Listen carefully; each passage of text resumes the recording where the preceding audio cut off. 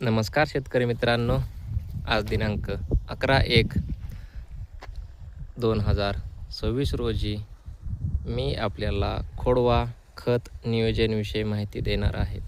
हा आपला 3 एकरचा 86-032 ह्या जातीचा खोडवा प्लॉट आहे. ह्याला 1 ते 1.5 महिना तुटून गेला आहे.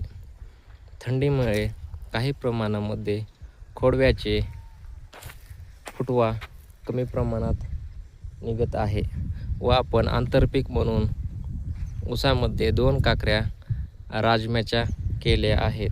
याला घेवडाही म्हणतात आमच्या इकडे.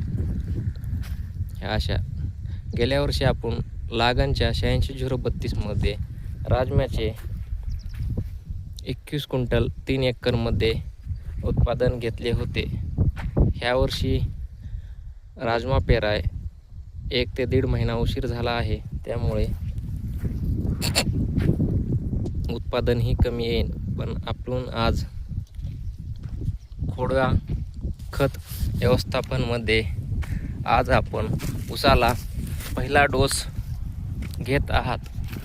त्यामध्ये RCFचा युरिया 2 पोते, 15-15 2 पोते RCFचा आणि जे किसानचा सिंगल सुपर फॉस्फेट 1 पोते हा 5 पोत्याचा मिक्स बेसळ डोस राजमा व ऊसासाठी देत आहात.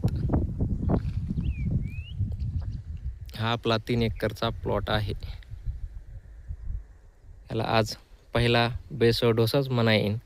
हा आपण 5 पोते 1.5 एकर क्षेत्रासाठी देत आहात आणि 1.5 एकर क्षेत्रासाठी तिकडे दिलेला आहे.